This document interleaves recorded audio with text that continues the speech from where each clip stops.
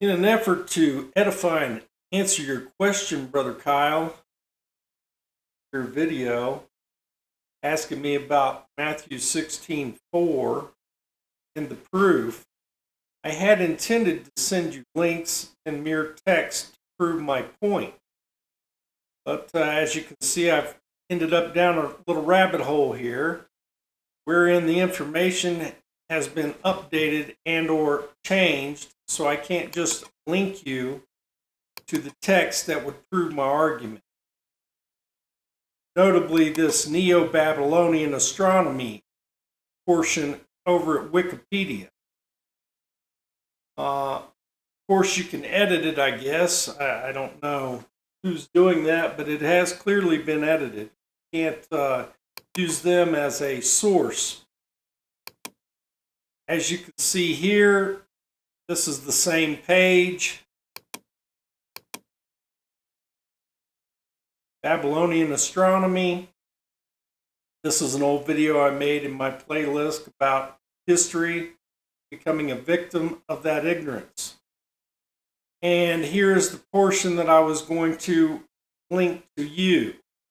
The Ptolemy claimed that the ancient Chaldean astronomers, or the wise men from the Bible, discovered the Saros cycle 747 to 734, because that's when they started with their chiseled out cuneiform records. And states that Ptolemy later used his reign to fix the beginning of an era, meaning beginning of the Saros cycles, since he felt that was the earliest usable observations began at this time. So up until for nearly 500 years of them writing all these cuneiform records, no one had any record of an eclipse until 18 years after the Jonah eclipse of 763. Okay? Keep that in mind. His eclipse, he predicted it. They all ran around in sackcloth. Western churches will tell us that they all repented because what? He told them he was in the belly of a whale? Think about this.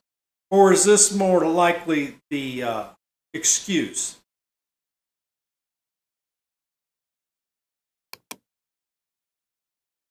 And they do like to rewrite our history, so as you can see, that section under Neo-Babylonian is changed. They removed the reference to Ptolemy, so you can't see it.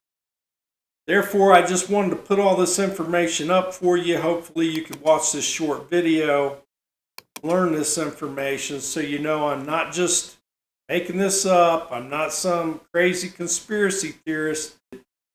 Do what the Bible says. Prove all things. Let God be true and every man be a liar, if you will. That's what the Bible says. What would every man be lying about if not fake outer space? See, they don't have that page anymore. Nothing talking about that, but I just read it to you in this video. He talks about that was when he dated it. So, putting up a video here about Eratosthenes. I think I'm going to call it Beware of the Leaven, aka Lies of the MSM. Detailing the contradictions and obfuscation made when they claimed that Eratosthenes knew Earth was a ball. Look, back when all these people were flat earthers, remember, Antikythera mechanism developed around the same time period as a flat earth tool, just like an astrolabe is a flat earth tool, but they want to tell you this guy knew the earth was a ball. He proved it by angles of light coming in from the sun, which sends out parallel rays, but it casts shadows in these wells. And he deduced the size of the earth based on the angle of the shadow. And this Ptolemy improved on his maps, right? Think about these stories they want you to believe. So anyway, I'll link this unlisted video. Since I brought up my latest video on my YouTube channel about Eratosthenes and their divergent light. For Eratosthenes to prove Earth was a ball, the light had to be straight. When they need to create their umbra penumbra abracadabra shadow, they need the light to be bent, crisscrossed. In the details are where our story is proven to be a lie. It's not consistent. Truth is always congruent. Only lies contradict themselves. Case in point, straight light. Eratosthenes knew the angle of the light cast a shadow in these two wells, and he knew that the circumference of the Earth was 40,000 kilometers based on that discovery. That is the story we're told. In order to create the umbra penumbra, they have to bend the light. And they're just using plain trig to achieve their distances and moving the moon near or far to create the size shadow they will see. And it's all really based on repeatable observations by the ancient Chaldean astronomers after the first solar eclipse occurred in Nineveh. That is my thesis, if you will.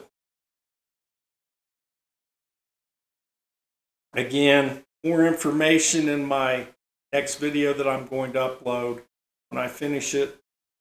In this playlist, Prove All Things. If you want to see that, go ahead. But I'll show you in that video, this is the sigil of Satan. On that, I digress. Let me go back to my point.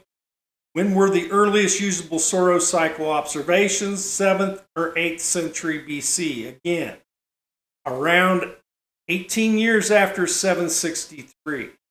That's when they started chiseling this phenomena in stone. That's when I postulate it began.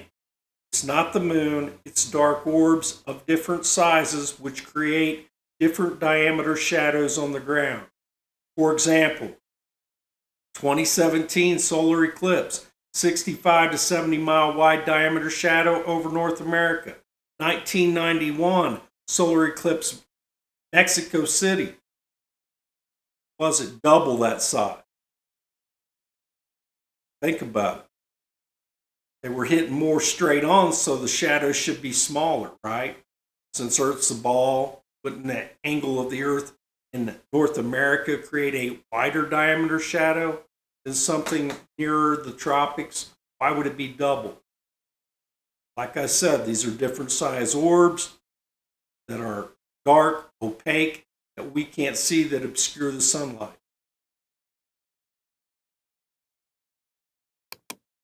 And Jesus, knowing the beginning from the end, knew they would lie about our true nature. Lie and pretend there's fake space without a firmament, and that's why these observations are made, to prove to us the Bible is true.